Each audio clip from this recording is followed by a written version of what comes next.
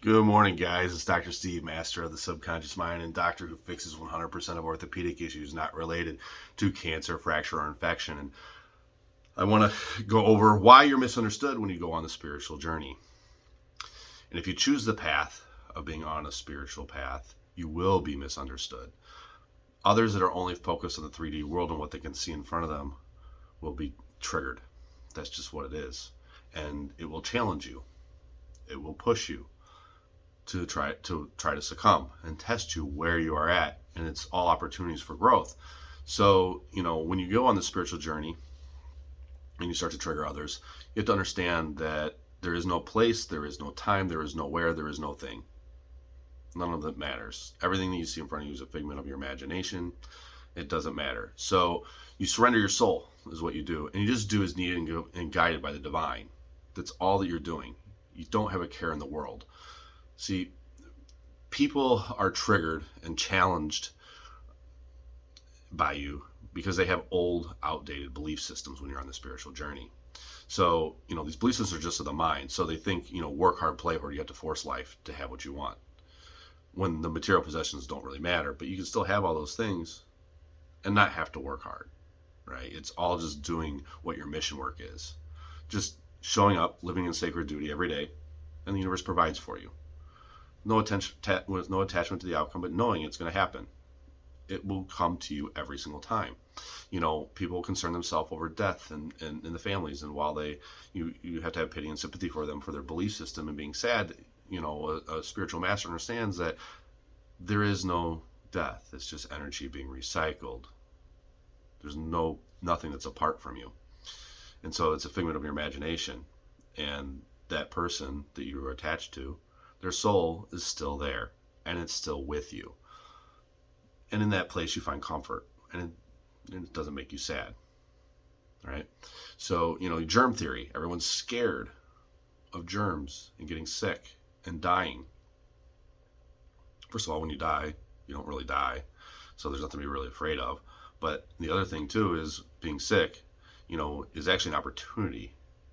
So the germ theory is that there's an outside influence that makes you ill, when the truth is that nothing can hurt you from the outside when you are whole on the inside. So your immune system operates appropriately, and an outside influence as a pathogen can't influence you when you are not in out of balance or in a period of distress, dis-ease, right? It's dis-ease within your body, within your mind. Right? That's what it actually is. Disease in the mind creates disease in the body, and it manifests as an opportunity for you to be awakened to the unlimited potential that you have and the love that you cultivate in your own heart. So it's pushing you to open your own heart and begin to trust. It's time to look at the messages that's behind this. Not just think, woe is me and it's all outside influences, I'm a victim. Right? There's a message behind the madness. It's a gift in strange wrapping paper. A lot of people have things based belief systems around food and diet and veganism, right? And I'm just going to use this as an example. Like, a lot of people on the spiritual path say that you're eating life force, and that life force was killed, and you're eating that energy. And look, everything boils down to your belief system. So if you think it's going to harm you, it is. Right? There is yogis and spiritual masters that are in India that, these shamans, they can drink a gallon of bleach. They're so present in their mind that won't even affect them. They won't die from drinking it.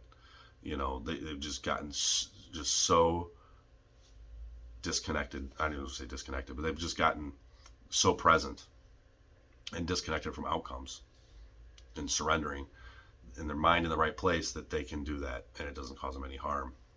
So, you have to understand, a lot of people are out there and, they have distress because they expect things from people. They think if they act a certain way, they deserve something back in return.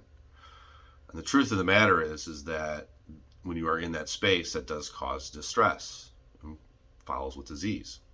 So, I have to tell you that the only thing that somebody can't take from you is the love that you cultivate in your heart, and the high road that you choose to take.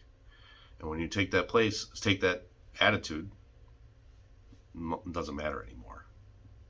You don't care if anybody likes you. You're your authentic self. The right people the universe delivers in your life for a reason. And, you're in a powerful center that is impenetrable by the devil and what others perpetrate on you and portray at you, and you'll be tested. But all you can do is give people hugs. It doesn't matter anymore because you're on the spiritual path. Their triggers are their triggers. You just live in honesty, morality, integrity.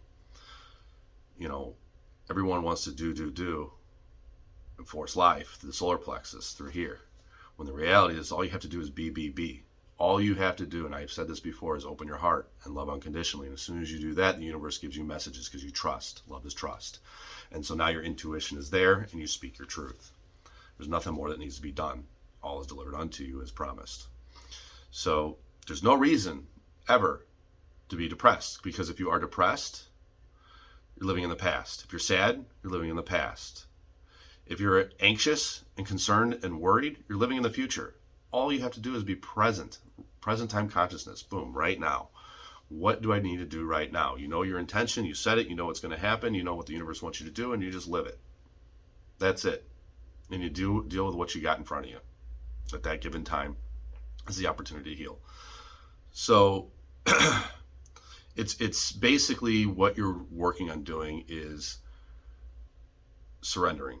Just completely surrendering, and there is no logic. When you surrender, there's no logic to it whatsoever. You're just guided. You get the thoughts and you just do it. The universe